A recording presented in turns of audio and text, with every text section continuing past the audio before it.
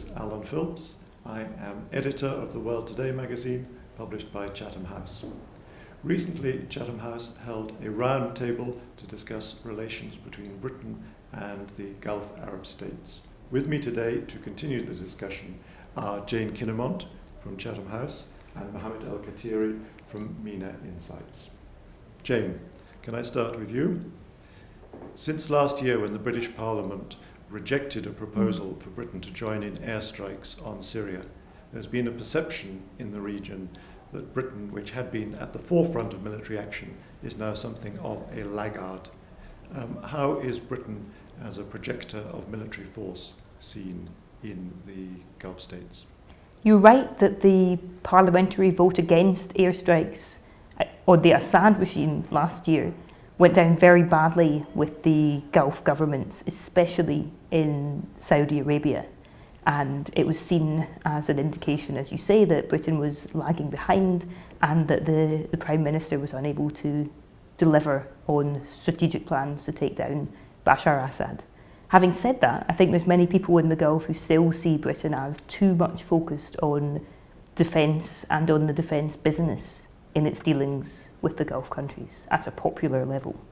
Is anything happening? Is Britain doing anything new to change that perception that is somehow withdrawing? There is an attempt to restate a British commitment to the Gulf countries, especially at a time when there are perceptions that the US might be withdrawing in the longer term. I say perceptions because that's not a definite assured reality, but it is a perception that's there. We have seen the UK expanding its naval presence in Bahrain despite the ongoing and increasingly anti-British unrest there. And I think we're going to see further announcements in the year to come, although that may depend partly on the results of the election here in Britain in 2015. Is Britain still seen in the Gulf as a reliable defence partner? I think over the last few years we have seen a change of perception, and not in a good way. The last few years, the UK went through cuts in personnel and spending in defence, and that created more confusion about the capabilities and the ability of the UK to engage in defending the security of the Gulf and its own interest in the region in general. And these things have been, to some extent, confirmed among policy circles in the Gulf following the inability to intervene in Syria and also the limited intervention in Libya before that. The situation is fast evolving in the whole region, and Britain is now involved in airstrikes in Iraq, along with the air forces of some Gulf countries. Is that changing perceptions? Obviously, it's a very good development to see, an engagement, a timely engagement following the conquer of Islamic State to different parts within Iraq and Syria, but it's still seen as not enough, because I think to defeat the Islamic State forces there is a need for more deployment of forces on the ground. And I think that is something which a lot of people from the region, I think, are seeing as a sign of a strong engagement to provide security in the region. Jane, could you put in historical context the involvement of the Gulf Air Forces in Iraq and Syria? There's much criticism in Britain that the Gulf Air Forces have large quantities of equipment but don't use them very much. Could you put that in a proper context? Absolutely. I mean, I think this criticism is also echoed in the Gulf, where people see that very large budget allocations are made towards expensive weapons from the West, but they ask what utility those have when less money is usually spent on health and education combined. But I think it has been perhaps rather naive of Western analysts to assume that the Gulf countries would continue building up armaments without becoming themselves military players. We've seen some precursors to this. We of course saw Gulf forces involved in the liberation of Kuwait, although obviously the US was the key player there. But that was an invasion of a neighbouring state. So far outside the borders is something quite new. You've seen UAE and Qatar involvement in the no-fly zone in Libya. They both sent planes to that. You've seen Saudi military engagement in Yemen in 2009 against the Houthis there.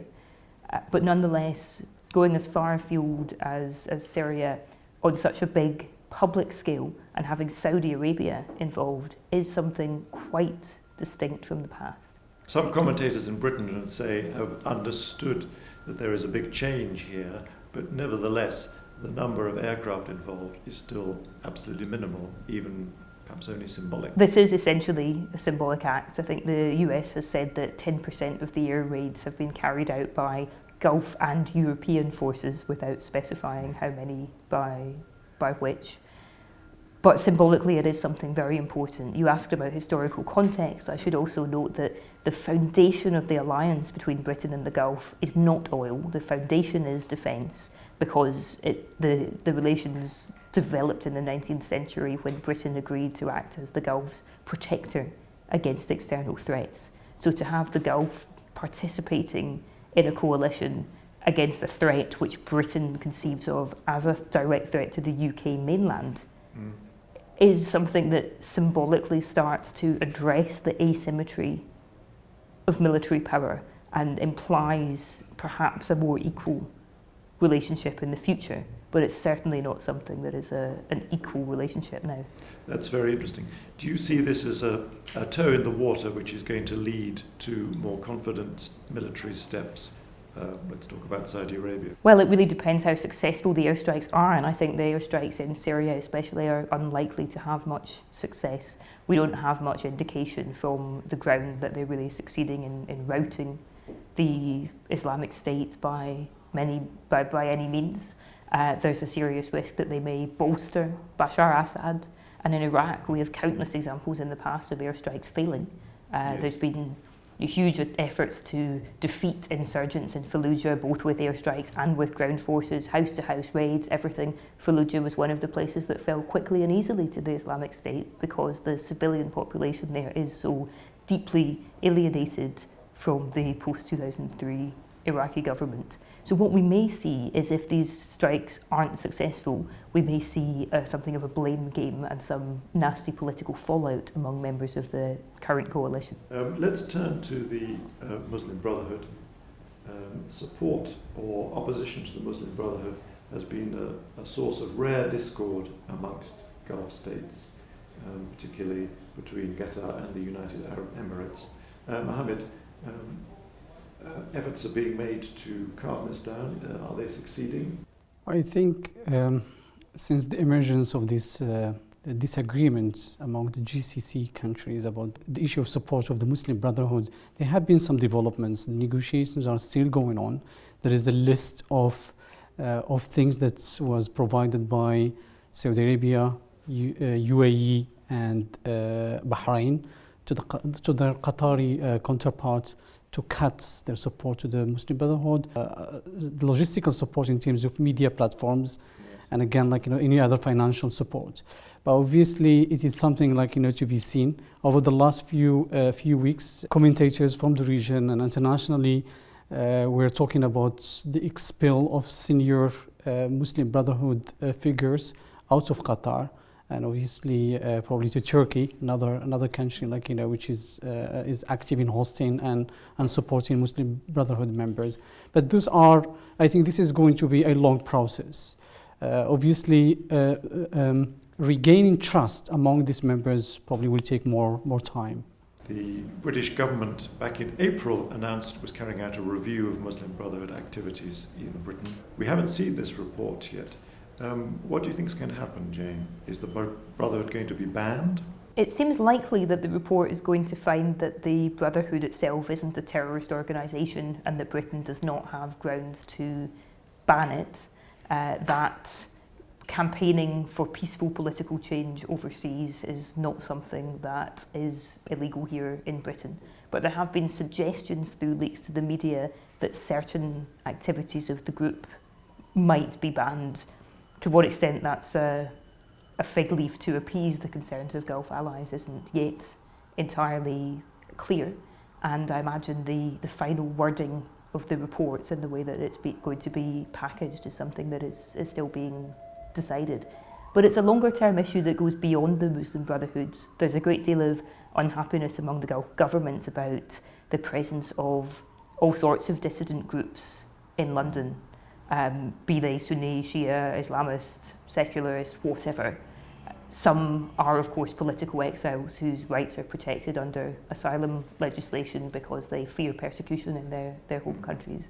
It's not something that Britain can change simply at the request of other foreign ministries, but it's something that we hear complaints about here. Another bone of contention between Britain and the Gulf Arab states is British media, which is famously uncontrollable. But I think there is a feeling in the Gulf states that somehow there are always these campaigns directed against Dubai or Bahrain or Qatar for various reasons over the treatment of workers, particularly those involved in the World Cup projects in Qatar. Is this a serious impediment to good relations, or is this just some background noise? Well, it is, I think, a serious issue because given that BBC has an Arabic channel, and I think that has easy access to a big number of audiences in the Arab world, and particularly the local audiences in the Gulf. And for that reason, I think they are taking it seriously.